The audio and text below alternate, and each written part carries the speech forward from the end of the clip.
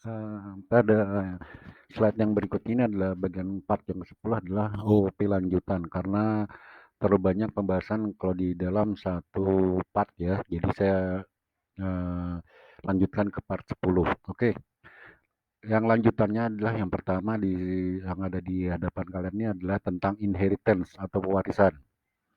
Inheritance adalah konsep maaf, saya ulang, konsep penurunan sifat pada properti dan metode pada OOP yang dimiliki oleh sebuah kelas kepada kelas lain yang menjadi kelas turunan. Kelas yang menurunkan properti atau metode disebut dengan parent class atau kelas induk, ya. Sedangkan kelas yang menerima pewarisan disebut dengan child class atau kelas anak. Properti atau metode yang diturunkan harus didefinisikan sebagai public atau protected, bukan private ya. Sedangkan pada kelas anak itu menggunakan keyword extends ya. Format tulisannya kalian lihat pada formatnya ya. Kelas induk, lalu isi kelas induk, itu maksudnya scriptnya.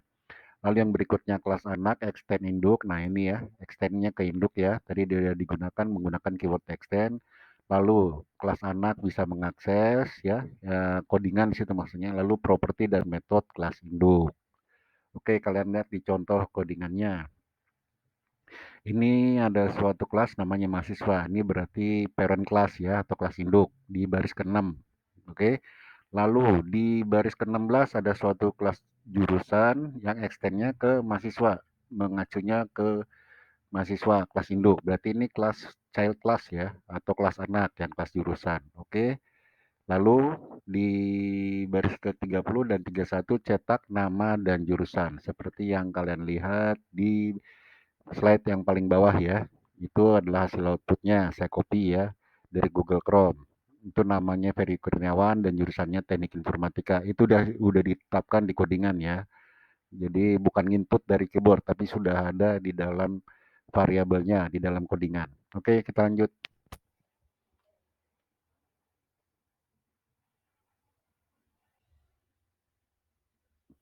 Enggak.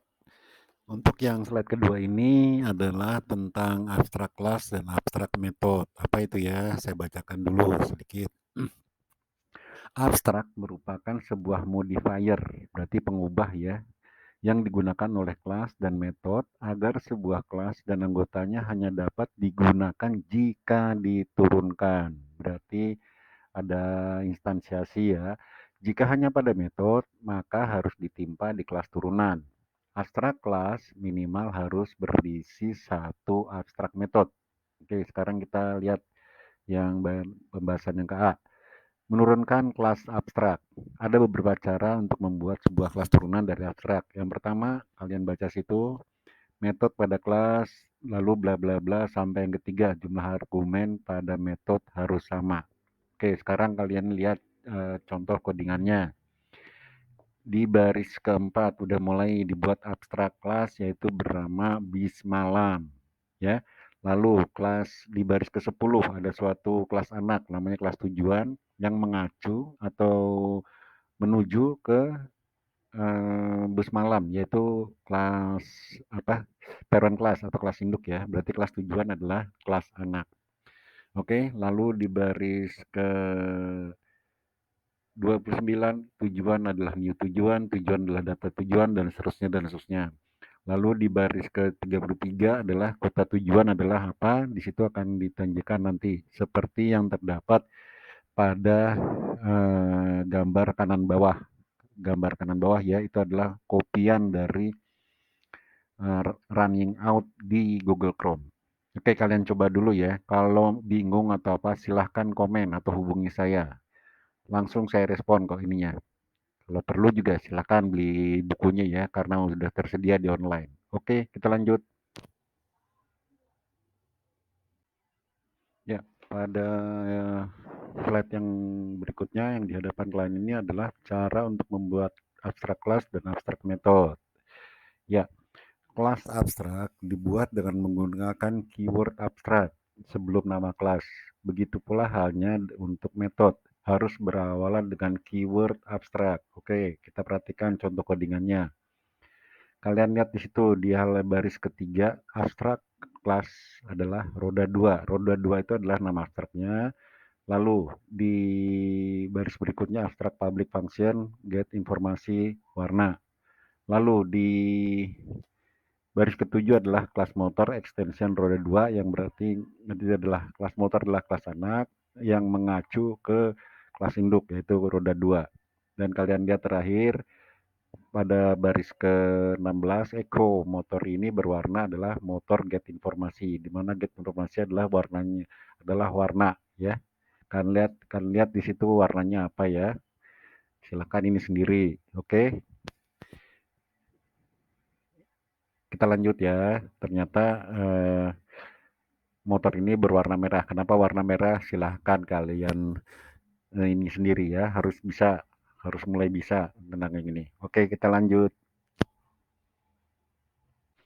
Ya, pada pembahasan yang di video atau slide keempat ini adalah tentang objek interface. Oke, saya bacakan sedikit ya. Interface merupakan sebuah abstrak kelas yang tidak dapat diturunkan atau diimplementasikan. Interface hanya membuat metode saja dan tidak boleh memiliki suatu properti dengan visibility apapun. Oke ya, jelas ya? Pembuatan model metode pada interface adalah dengan menggunakan visibility public. Oke? Sekarang kita akan bahas-bahas apa aja yang ada untuk proses pada interface. Yang pertama adalah pembuatan interface. Untuk membuat sebuah objek interface pada PHP diawali dengan menggunakan keyword interface. Ya, kalian lihat di situ di sintaksnya. Pertama PHP, lalu menggunakan keyword interface, lalu di bawahnya interface, lalu ada blok kode, lalu isi interface. Nanti di sini maksudnya di situ adalah isi dari codingan atau script interface di situ. Oke ya. Kita lanjut untuk yang slide yang kita lanjut yang nomor 2. Penggunaan interface dengan abstract class. Untuk yang berikutnya adalah tentang codingan untuk penggunaan interface dengan abstract class ya. Jadi untuk contoh yang kedua untuk slide yang berikutnya beserta outputnya. Oke, kita lanjut. Ya, di slide selanjutnya ini adalah contoh codingan dari penggunaan interface dan abstract class dengan abstract class ya. Oke, kalian lihat contoh di scriptnya. Abstract class dimulai dari baris ke-10 dengan nama abstract classnya adalah luas tanah. Dan ada kelas di mana dari mulai baris 22 sampai baris 24 ya. Kelas tipe 21 sampai dengan kelas motor itu extensionnya ke luas tanah semua. Berarti mengacu ke luas tanah ya. Berarti luas tanah adalah kelas parent class atau kelas induk. Oke.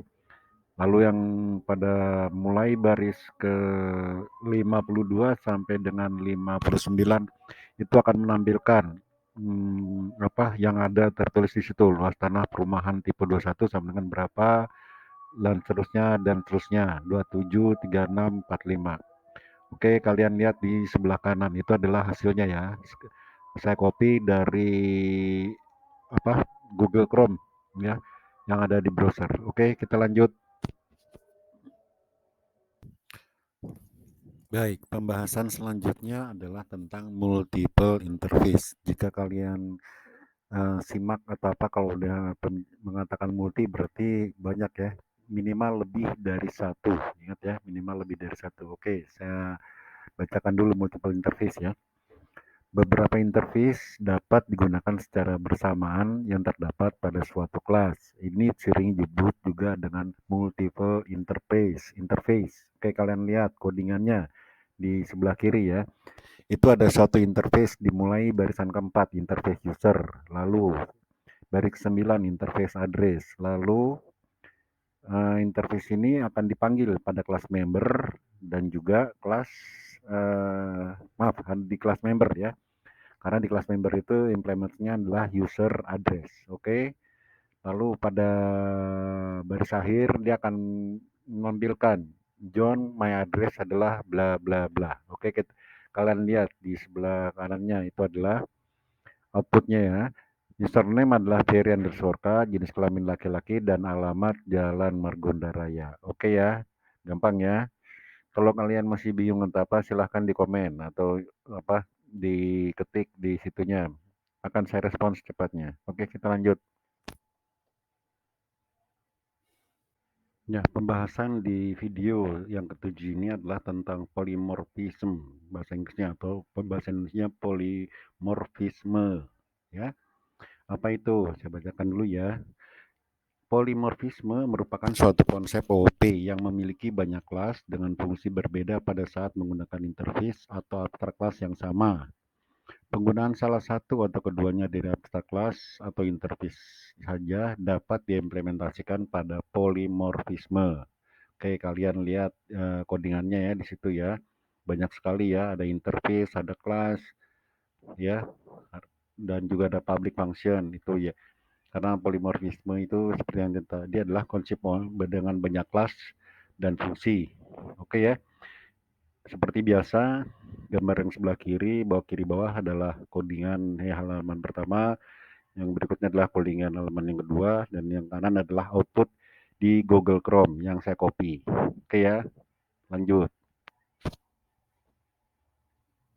Ya, seperti biasa ya, pada tiap akhir part, saya ingatkan sekali lagi, dan lagi untuk like, subscribe, dan share, dan komen ya. Setiap video-video yang saya upload ke YouTube ini. Supaya kalian juga makin canggih ya, bikin skripnya, ngodingnya. Oke, selamat ngoding.